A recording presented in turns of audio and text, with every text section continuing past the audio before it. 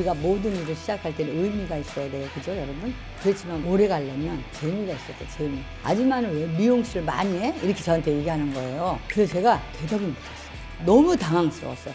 집에 가서 한 4일인가 이상을 고민을 많이 했어요. 제가 결론을 내렸어요.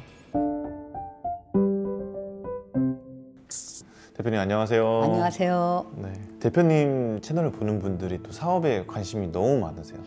조회수도 많이 잘 나오고 하는데 혹시 이거 없으면 사업 꿈도 꾸지 마라 이런 게 있을까요? 좀 궁금합니다. 있죠. 비전이에요, 비전. 조그만 구멍 가게를 하더라도, 예를 들어가지고 라면을 끓여더라도, 고춧가루 가게를 하더라도 내 사업을 하는 거에 대한 비전이 없으면 난 그 사업을 오래 못 간다고 생각해요. 비전은 곧 즉 철학이기도 하거든요. 그래서 저는 사업할 때 이 비전이 없으면 하지 말아라. 비전을 모르면 아무도 여러분을 도와줄 수가 없으니까요.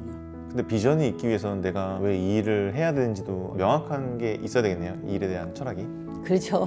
사업을 할 때 가장 하기 싫은 질문 중에 하나가 왜 일을 하는지. 이 질문이 저는 오늘 하기 싫어요. 그죠? 일을 하기 싫을 때도 있잖아. 근데 왜 내가 이 일을 하지라는 질문을 계속하면 안 해도 되는 건가? 뭐 이런 생각을 할 때가 있어서 저는 내가 원하는 게 무엇인가를 질문하는 게 더 나을 것 같아요. 그죠? 그 원하는 것이 무엇이냐는 질문만 해도 생각이 정리가 많이 되고 내가 하고 있는 일이 잘하고 있나 안 하고 있나 정리도 좀 되는 것 같아요. 그래서 늘 저에게 질문합니다.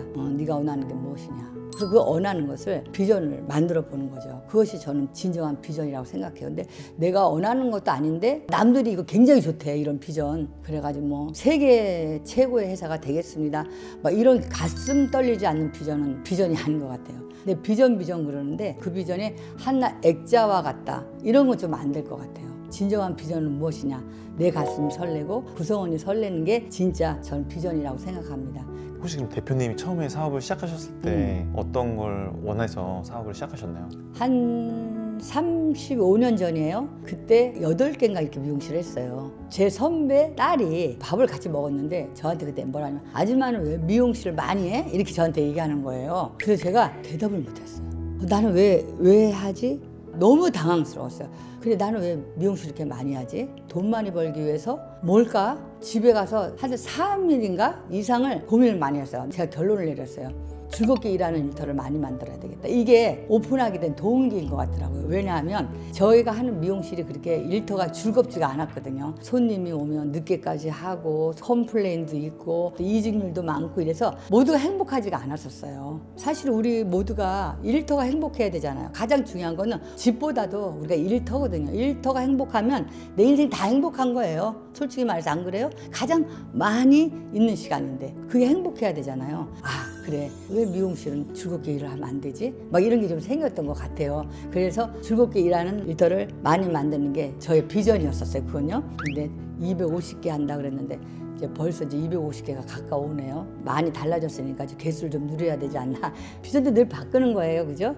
대표님은 지금 대한민국의 미용업계 지금 1등이시고 지금 또 동남아랑 일본도 진출하고 계시고 엄청나게 지금 확장하시고 잘 되고 계시잖아요. 대표님만의 일이 잘 되게 만드는 그 방법, 노하우가 있을까요? 저는 뭐 머리가 좋은 것도 아니고 뭐 전략이 있는 것도 아니고 그런 거는 아닌 것 같은데 제가 잘 됐던 거는 딱딱하게 경영을 한 것 같지는 않아요. 저는 이벤트를 많이 한 사람 중에 하나였었어요. 예를 들면 뭐 일만 하지 않고 뭐 야유회다, 송년회다, 또 시무식이다, 뭐 체육회다, 무슨 행사 이런 것들을 굉장히 많이 해가지고 구성원들이 재밌게 일하는 걸 굉장히 많이 했어요. 예를 들면 미용실인데 요리 막 하는 것도 하고 댄스 대회도 하고 막 여러 가지로 막 장기자랑도 하면서 저는 재미가 없으면 못한다고 생각을 하거든요. 회사가 즐겁고 이벤트가 많아야 추억이 많아요. 추억이 많으면 로열티가 생겨요.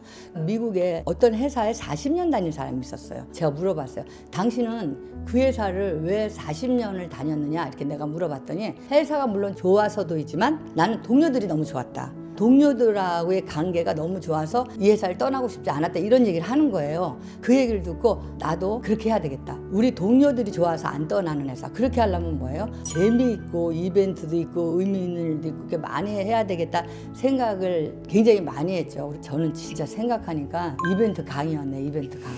우리가 모든 일을 시작할 때는 의미가 있어야 돼요. 그죠, 여러분? 그렇지만 오래 가려면 재미가 있어야 돼요, 재미. 그래서 저는 의미와 재미가 같이 있어야 회사든 뭐든 친구 관계도 오래 간다고 생각을 합니다.